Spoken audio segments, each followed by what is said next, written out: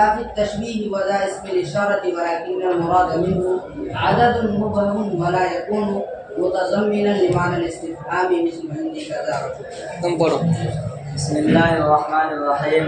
والرابع كذا وهو مركب من كاف التشبيه وذا اسم الإشارة ولكن المراد منه عدد مبهم ولا يكون متضمنا لمعنى الاستفهام مثل عندي كذا رجلا. بسم الله الرحمن الرحيم. والرابع كذا وهو مركب من كاف التشبيه وذا اسم الإشارة ولكن المراد منه عدد مبهم ولا يكون متضمنا لمعنى الاستفهام مثل عندي كذا رجلا. دیکھو، بسم اللہ الرحمن الرحیم. والرابع كذا وهو مركب من كاف التشبيه وذا اسم الإشارة ولكن المراد منه عدد مبهم ولا يكون متضمنا لمعنى الاستفهام مثل عندي كذا رجلا. اور چوتھا اسم قضا ہے، اور وہ مرکب ہے کاف تشبیہ سے اور ذا اسم اشارہ سے، اور وہ مرکب ہے کاف تشبیہ اور ذا اسم اشارہ سے، لیکن اس سے مراد عدد مبہم ہوتا ہے. لیکن المراد منہ عدد مبہم، لیکن اس سے مراد عدد مبہم ہوتا ہے. اور قضا استفہام کے معنی کو شامل نہیں ہوتا ہے، یعنی استفہام کے معنی میں نہیں آتا ہے. جیسے عندی کذا رجلا، میرے پاس اتنے مرد ہیں. وہ اسماء جو اسماء نکرات کو بربنائے تمیز نصب دیتا ہے وہ 4 اسماء ہیں.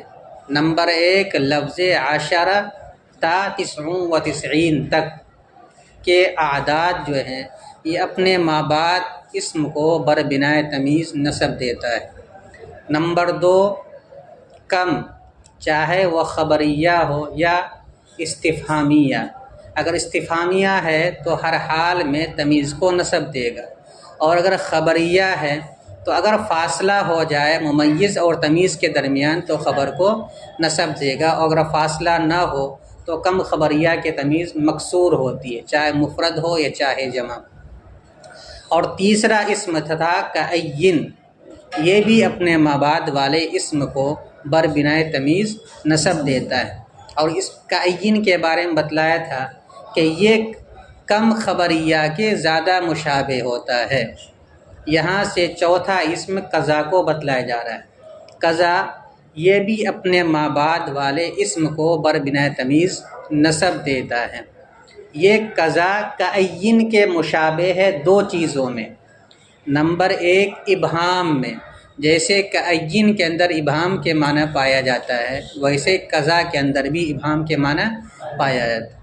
اور جس طریقے سے کعین تمیز کا محتاج ہوتا ہے اسی طرح قضا بھی تمیز کا محتاج ہوتا ہے. یعنی جیسے کعین میں تمیز کی ضرورت پڑتی ہے ویسے ہی قضا میں بھی تمیز کی ضرورت پڑتی ہے. 2 چیزوں میں لفظ قضا یا اسم قضا کعین کے مشابہ ہے. البتہ چند چیزوں میں اس میں فرق ہے، یعنی لفظ قضا لفظ کعین کے مشابہ نہیں ہے چند چیزوں میں.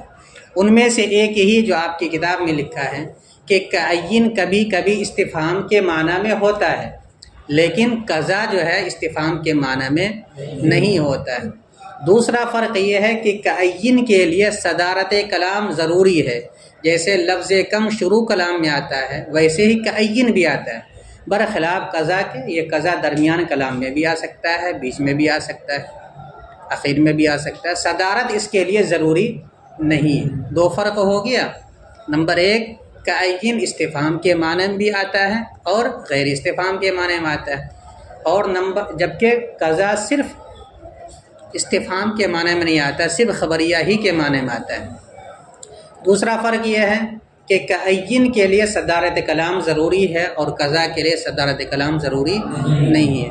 تیسرا فرق یہ ہے کہ کعین کی تمیز اکثر تو مجرور ہوتی ہے حروف جارہ کی وجہ سے، کبھی کدال منصوب ہوتی ہے اس کی تمیز، جبکہ قضا کی تمیز ہمیشہ منصوب ہوتی ہے۔ 3 فرق ہو گیا۔ نمبر 3، کعین کی تمیز اکثر منصوب ہوتی ہے لیکن کبھی اکثر مجرور ہوتی ہے، کبھی کدال منصوب ہوتی ہے، برخلاف قضا کے اس کی تمیز ہمیشہ منصوب ہوتی ہے۔ اور چوتھا فرق یہ ہے کہ کعین تکسیر کے معنی میں آتا ہے، کعین تکسیر کے معنی میں آتا ہے، یعنی افادہ تکسیر کو بتلانے کے لیے آتا ہے، جبکہ اس کے لیے وہ ضروری نہیں ہے۔ یہ 4 فرق ہے کعین اور قضا کے درمیان۔ اور ایک فرق اور ہے، اور وہ یہ ہے کہ لفظ کعین عدد ہی کے لیے استعمال ہوگا، کم بھی عدد ہی کے لیے استعمال ہوگا، برخلاف قضا کے یہ کبھی غیر عدد کے لیے بھی استعمال ہوتا ہے۔ حدیث کے اندر اس کی مثال آئی ہے، قیامت کے دن اللہ تعالیٰ انسان کو بلا کر کے اس کے گناہ ان کو یاد دلائیں گے اور کہیں گے اذکر کذا و کذا، فلاں فلاں گناہ یاد کرو۔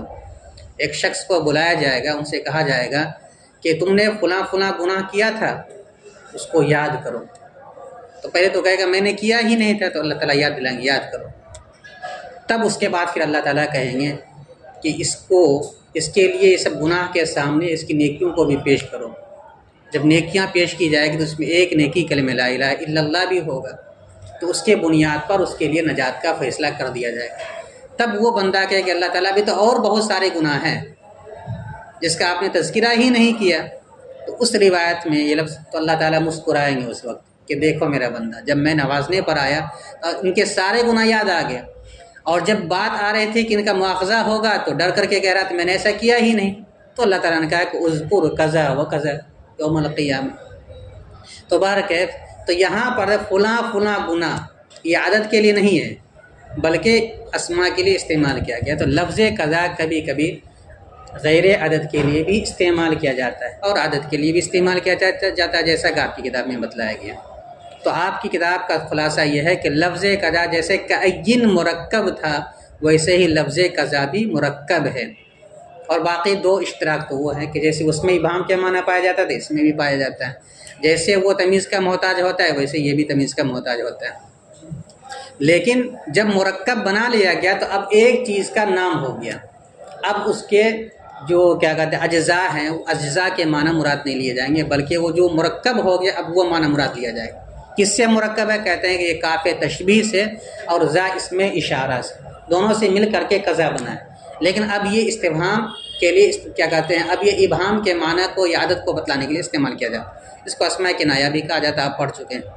اور چوتھا لفظ قضا ہے اور وہ کاف تشبیہ اور ذا اسم اشارہ سے مرکب ہے، لیکن اس سے مراد عدد مبہم ہوتا ہے، ترکیبی معنی نہیں۔ جیسے کئی میں بتلاتا ہے کہ عدد مبہم ہوتا ہے، ترکیبی معنی نہیں ہوتا، ویسے یہاں بھی، لیکن اس سے مراد عدد مبہم ہوتا ہے، اور یہ استفہام کے معنی کو شامل نہیں ہوتا۔ کیا مطلب اس کا؟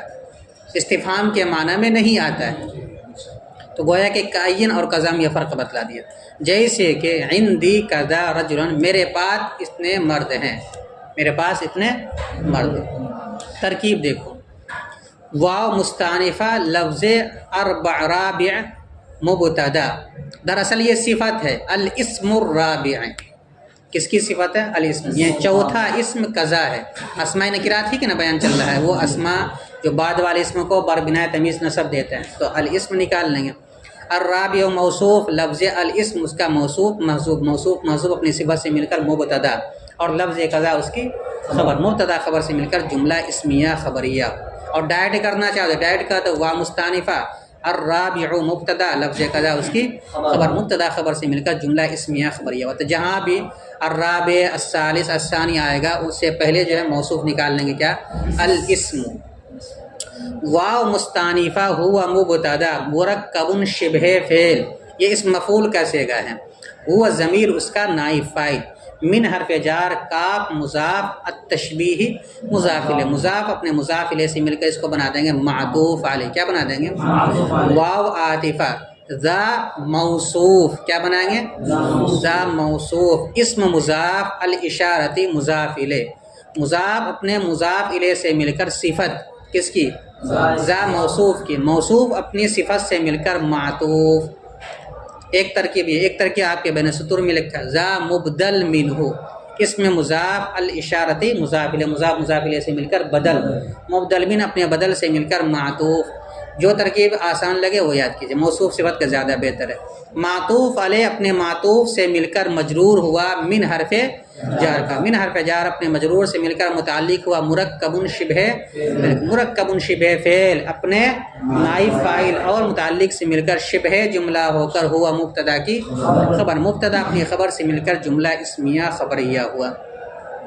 مستانفہ لیکن حرف مشبہ بالفعل المراد شبہ فعل ہوا ضمیر اس کا نائب فاعل، من حرف جار ہا ضمیر مجرور، جار اپنے مجرور سے مل کر متعلق ہوا مراد شبہ فعل کا، مراد شبہ فعل اپنے نائب فاعل اور متعلق سے مل کر شبہ جملہ ہو کر لیکن کا اسم۔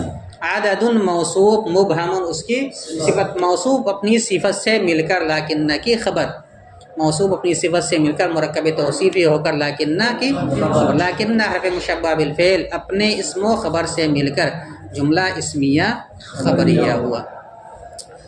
مستانفہ لا یکون فعل ناقص ہوا ضمیر اس کا اسم متضمن شبہ فعل ہوا ضمیر اس کا فاعل، متضمن اسم فاعل کیسے گا، متضمن شبہ فعل ہوا ضمیر اس کا فاعل، نائب فاعل نہیں فاعل۔